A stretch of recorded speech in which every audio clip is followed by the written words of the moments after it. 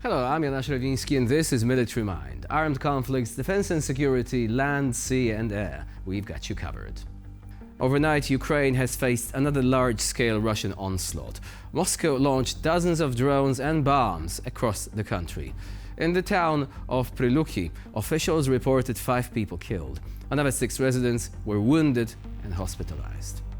In Kharkiv, according to local officials, a Russian drone attack damaged apartment buildings and wounded 19 people.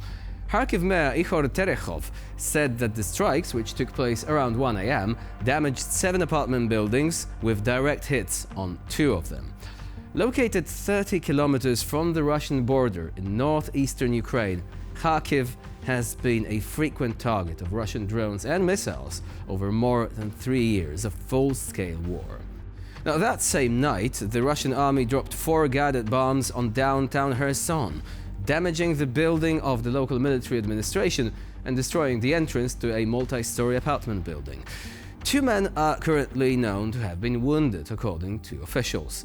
On the front line, Russian forces advanced further into Ukraine's northern region of Sumy. Russia's defense ministry said its troops had taken a settlement located just 30 kilometers away from the city of Sumy itself, which, by the way, is now within artillery and drone range. The Ukrainian tracking project Deep State shows Russia is in control of over 154 square kilometers of the Sumy region and attacking it from different directions. Andriy Demchenko, a spokesperson for Ukraine's State Border Guard Service, said that Russia was using small assault groups rather than armored vehicles to penetrate into Sumy. Military analysts say the Russian advance, with fierce frontline fighting and missile and drone strikes in Sumy, stretches Ukraine's ability to simultaneously defend its southern Donbas region, of which Moscow is seeking full control. Now, amid growing isolation and lack of modern technology, Russia is increasingly resorting to the use of military antiques.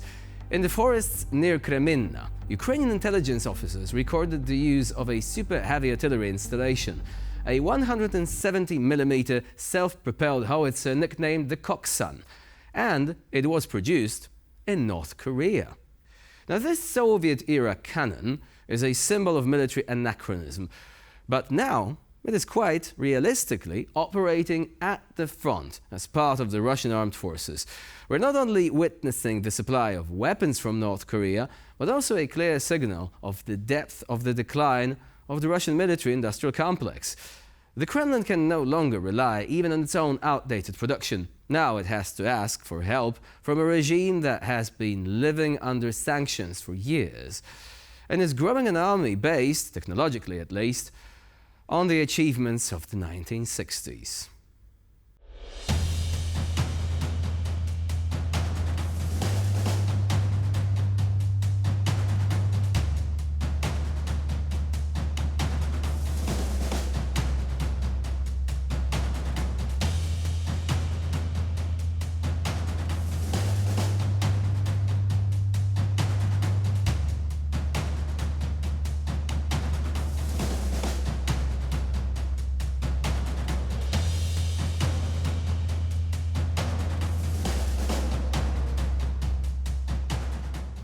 And now let's take a look at Ukrainian troops taking cover as a Russian FPV drone circles overhead. They press down to the ground, freezing among the grasses and branches. You can't see their faces, but you can feel the tension, even through the screen. Above them, there is the distinctive, annoying buzzing sound, a sound that every frontline soldier will immediately recognize: an FPV drone. The Russians are here, and they are looking for a target.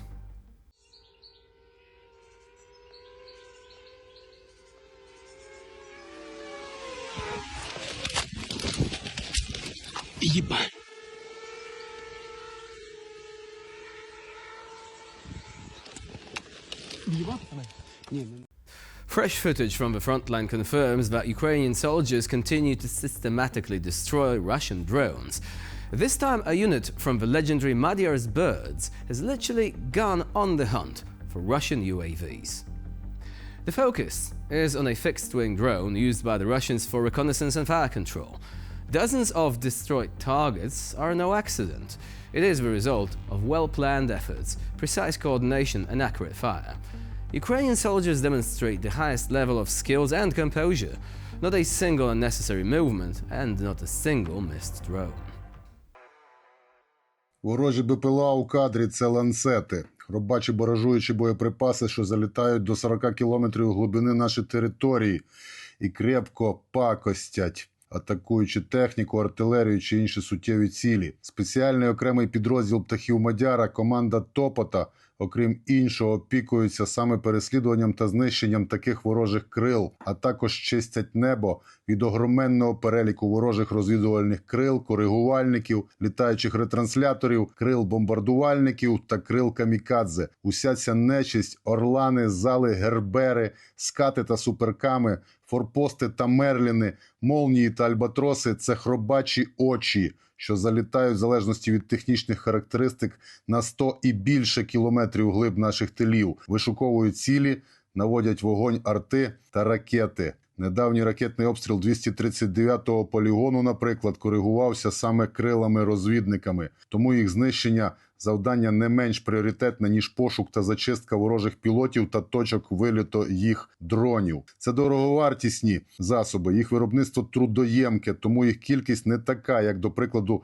звичайних FPV, котрих ворог з однієї позиції може харкнути і 20, і 40 штук за одну зміну, що не підміняє потреби цілодобового моніторингу повітря та знищення усього, що летить у наш бік. З цією метою і працюють спецптахи. Команда Топота на винищувачах та команда Троля на комплексах виявлення, щоб небо було чисте, нарощуючи результати від місяця до місяця.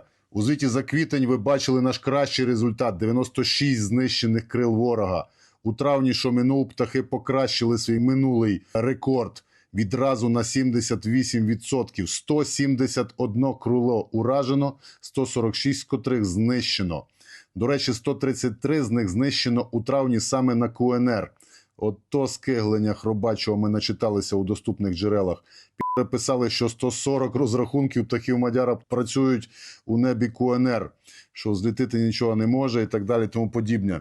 Хробачня, коли у птахів Мадяра буде 140 розрахунків саме винищувачів, жодна ваша короста розвідпташка смуги фронту не перетне. Тому не перебільшуйте в десятки разів. Працює рота Топота птахів Мадяра. Але у мене для вас, хробачня, новина. Скоро та рота перетрансформується у батальйон. Тоді потанцюємо. Вітаю команду. Такого результату протягом місяця на конкретній ділянці ще жоден підрозділ у світі не досягав. Стосується знищення саме розвідкрил ворога. Не путати зі знищенням ворожих FPV чи шахедів. FPV ми лупимо тисячами щомісяця. You know, I remember at the very start of the war, one of the experts that we interviewed here on TVP World said, drones fighting against drones? Like dogfighting? Oh, that's not going to happen. And yet, here we are. Also, an interesting fact. Robert Madyar Brovdy, the commander of the Madyar's Birds crew, has recently been promoted to commander of the Unmanned Systems Forces of Ukraine. The right man for the job. Let's hope enough of those little birds circling around the Russians on the front line now appear to put even Alfred Hitchcock to shame. And with this, we conclude this edition of Military Mind. Please stay with us here on TVP World for more latest news and updates.